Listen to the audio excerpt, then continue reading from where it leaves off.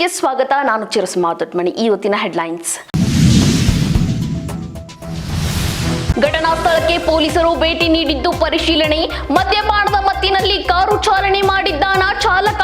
Flyover ಮೇಲೆ ಭಯಾನಕ accident ಆಗಿ ಬಿದ್ದ ಕಾರು. ದರ್ಶನ್ ಬಳ್ಳಾರಿ ಜೈಲಿಗೆ ಶಿಫ್ಟ್ ಆಗಿ ಇಂದಿಗೆ 6 ದಿನ. ಬಳ್ಳಾರಿ ಕಠಿಣ ಜೈಲು ವ್ಯವಸ್ಥೆಗೆ ಕುಗ್ಗಿದ್ದಾರಂತೆ ದರ್ಶನ್ಗೆ ಸೊಳ್ಳೆ ಕಾಟ, ಪಶ್ಚಾತ್ತಾಪದ ಜೊತೆಗೆ ಪರದಾಟ.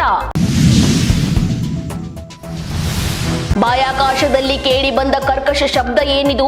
ಎಲ್ಲರನ್ನೂ ಬೆಚ್ಚಿ ಬೀಳುವಂತೆ ಮಾಡಿದ ಶಬ್ದ ಎಲ್ಲಿಂದ ಬಂತು? ಕೊನೆಗೂ ಆ ನಿಗೂಢತೆಯನ್ನು ಪತ್ತೆ ಹಚ್ಚಿ ಸರಿಪಡಿಸಿದ ನಾಸಾ. ಮೂಡ ಹಗರಣದಲ್ಲಿ ದಿನೇ ದಿನೇ ಸಿಎಂ ಸಿದ್ದರಾಮಯ್ಯಗೆ ಟೆನ್ಷನ್. ಸೆಪ್ಟೆಂಬರ್ 9ರಂದು ಹೈಕೋರ್ಟ್ನಲ್ಲೇ ವಿಚಾರಣೆ ನಡೆಯಲಿದೆ. ರಾಜಮನೆತನದ ವಿರೋಧದ ನಡುವೆಯೂ ಪ್ರಾಧಿಕಾರದ ಸಭೆ. 3 ದಿನ ಭಾರಿ ಮಳೆ ಆಗುತ್ತೆಂದು ಹವಾಮಾನ ಇಲಾಖೆ ಎಚ್ಚರಿಕೆ. ನಿರಾಶ್ರಿತರ ಬಳಿ ಹಣ ವಸೂಲಿ ಮಾಡುತ್ತಿರುವ ಬೋಟ್ ಓನರ್ಸ್. ಗೃಹ ಸಚಿವ ನಿವಾಸಕ್ಕೂ ನುಗ್ಗಿದ ಮಳೆ ನೀರು.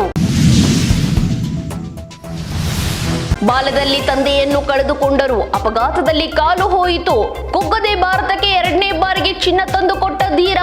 ಸತತ 2ನೇ ಬಾರಿಗೆ ದೇಶಕ್ಕೆ ಚಿನ್ನ ತಂದುಕೊಟ್ಟ ಸುಮಿತ್ ಆಂಟಿಲ್. ದರ್ಶನ್ ಗ್ಯಾಂಗ್ ವಿರುದ್ಧ ಹೊಸೆಯಲಾಯಿತು ಚಾರ್ಜ್ ಶೀಟ್. ರೇಣುಕಾಸ್ವಾಮಿ ಹತ್ಯೆಯಲ್ಲಿ ಒಂದಾದವರು ಜಾಮೀನಿನ ವೇಳೆ ದಿಕ್ಕಾಪಾಲು. ಪವಿತ್ರ ಗೌಡ, ಕೇಶವ್ ಮೂರ್ತಿ ಅರ್ಜಿ ವಜಾ. ಉಳಿದವರಿಗೆ ಶುರು ಡವಡವ. ಗಂಗಾ ನದಿಯಲ್ಲಿ ಸ್ನೇಹಿತರೊಂದಿಗೆ ಸ್ನಾನಕ್ಕೆ ಇಳಿದ ಐಎಎಸ್ ಅಧಿಕಾರಿ. ಪೋಸ್ಟ್ ಕೊಟ್ಟು ಫೋಟೋ ತೆಗೆಸಿಕೊಳ್ಳುವ ಹುರುಪಿನಲ್ಲಿದ್ದವರು ಏನಾದ್ರು? ಇತ್ತೀಚೆಗಷ್ಟೇ ವಾರಣಾಸಿಯ ಆರೋಗ್ಯ ಇಲಾಖೆ ವರ್ಗವಾಗಿದ್ದ ಅಧಿಕಾರಿ. ಗಾಯಕ ಚಂದನ್ ಶೆಟ್ಟಿ ಮನೆಗೆ ಹೊಸ ಅತಿಥಿಯ ಆಗಮನ.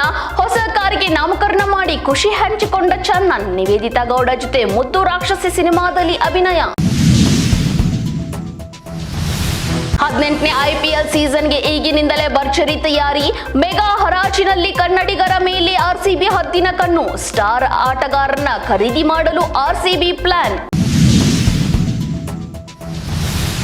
ಇದಾಗಿತ್ತು ಇವತ್ತಿನ ಅಪ್ಡೇಟ್ಸ್. ಮತ್ತಷ್ಟು ಅಪ್ಡೇಟ್ಸ್ಗಾಗಿ ನೋಡ್ತಾ ಇರಿ ನಮ್ಮ ವಿಜಯ ನ್ಯೂಸ್. ಭರವಸೆ ಬದುಕಿನ ವಿಜಯ.